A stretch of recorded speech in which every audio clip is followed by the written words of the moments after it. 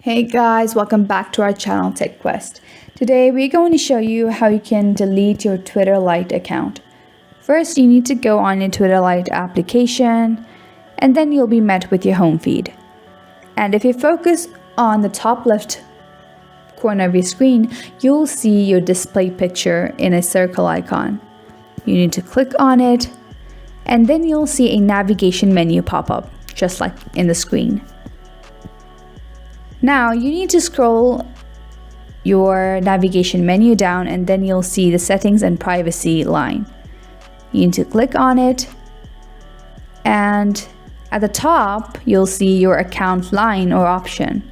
You need to click on this one and now just focus at the lower part of your menu and you'll see your deactivate your account line.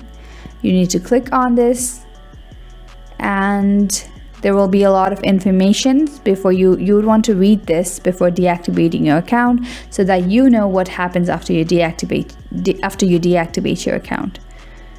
So you can click on the deactivate account, deactivate button. Now you need to put in your password.